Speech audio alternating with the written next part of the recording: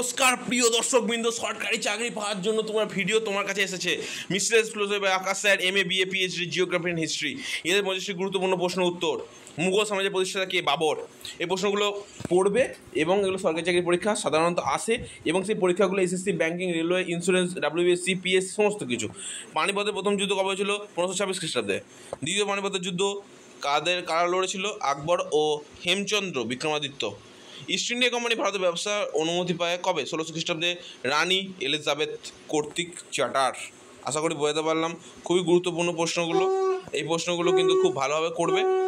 আরও প্রশ্নগুলো বলছি, দেখো। বাংলার প্রথম নবাব কে ছিলেন? মুর্শিদ কুলি খাঁ। 1757 সালে প্লাসার যুদ্ধ কাদের মধ্যে হয়েছিল? নবাব সিরাজউদ্দৌলা ও ব্রিটিশদের মধ্যে। অবশ্যই মিস্ট্রিয়াস এক্সপ্লোসিভ আকাশ স্যারকে অবশ্যই একটু প্রণাম জানাবে, ধন্যবাদ জানাবে। তিনি এত গুরুত্বপূর্ণভাবে তোমাদের ভিডিওটা তৈরি করেছে এবং তোমাদের গুরুত্বপূর্ণভাবে এই নোটসগুলো দিয়েছেন। ব্রিটিশ শাসনের প্রথম গভর্নর জেনারেল কে ছিলেন? Warren Hastings. স্থায়ী ব্যবস্থাকে চালু করেন? Lord Cornwallis. 1857 সালে বিদ্রোহের সূচনা কোথায় হয়েছিল? মিরাটে। 1857 সালে বিদ্রোহে হিন্দুস্তানের সম্রাট হিসেবে কে ঘোষিত হয়? Bahadur Shah Zafar.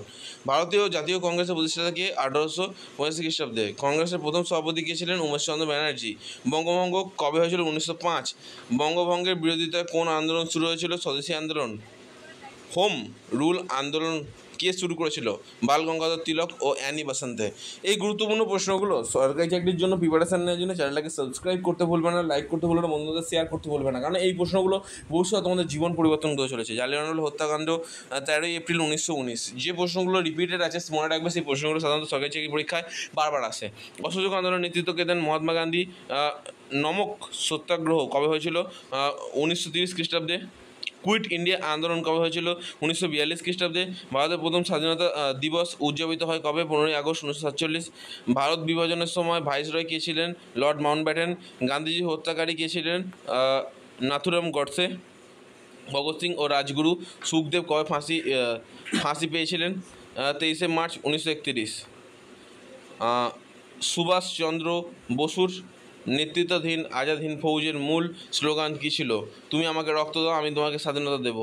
Indian national army INA কবে গঠিত হয়? 1942 খ্রিস্টাব্দে। ভারতের সংবিধান সভা প্রথম কে অধিবেশন করে? 9 ডিসেম্বর 1946।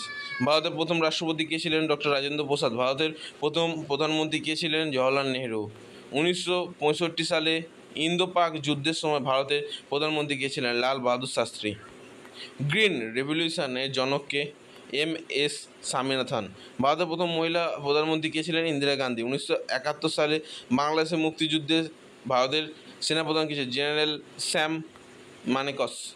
ভারতের প্রথম পারমাণবিক পরীক্ষা কবে হয়েছিল? 1947 সালে অপারেশন সুইলিং বুড্ডা। এই প্রশ্নগুলো এতক্ষণ মধ্যে যেগুলো আমি তোমাদের সামনে বললাম, এই প্রশ্নগুলো সাধারণত সরকারি চাকরি পরীক্ষায় বারবার এসেছিলো। SSC, railway, banking, insurance.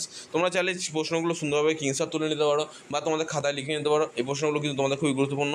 চলো বাদবাকি প্রশ্নগুলো দেখা যাক। ভারত ছাড়ো আন্দোলনে এর স্লোগান কে দিয়েছিল? মহাত্মা গান্ধী। ঠিক আছে, খুবই গুরুত্বপূর্ণ প্রশ্ন। গান্ধীজি কোন বছর দক্ষিণ আফ্রিকা যান? 1893 খ্রিস্টাব্দে। দাদাভাই নৌরোজি কতবার কংগ্রেসের সভাপতি হয়েছিলেন? 3 বার। পাকিস্তান শব্দটি প্রথম কে ব্যবহার করেন? চৌধুরী রহমান। মহাত্মা গান্ধী আত্মজীবনীর নাম কি? সত্যের সাথে আমার পরীক্ষা। তারপর হচ্ছে ভারতের প্রথম গভর্নর জেনারেল স্বাধীনতার পর কে হয়েছিল? Lord Mountbatten. চন্দ্রশেখর আজাদের আসল নাম কী ছিল? চন্দ্রশেখর তেওয়ারি। বাল গঙ্গাধর তিলকের দেওয়ার বিখ্যাত উক্তি কী? স্বরাজ আমার জন্মসিন্ধু। ভারতীয় সংবিধানের খসড়া কমিটির সভাপতি কে ছিলেন? Doctor BR Ambedkar. ভারতের জাতীয় পতাকা কবে গৃহীত হয়? 22 জুলাই 1947। প্রথম লোকসভা নির্বাচন কবে অনুষ্ঠিত হয়? 1951 থেকে 52 সালে। আলিপুর বোমা মামলায় কে অভিযুক্ত হয়েছিল? অরবিন্দ ঘোষ। এবং গরদ পার্টি প্রতিষ্ঠাতা কে ছিলেন? লালা হারদয়াল। পুড়ে ছাই কিন্তু মাথা নেওয়া না, কার উক্তি? ভগৎ সিং। কাকে ভারতের লৌহ পুরুষ বলা হয়? সর্দার বল্লভভাই প্যাটেল। এই যে পুড়ে ছাই কিন্তু মাথা নোয়ানো না, এটা ভগৎ সিং কেমন বলেছিল?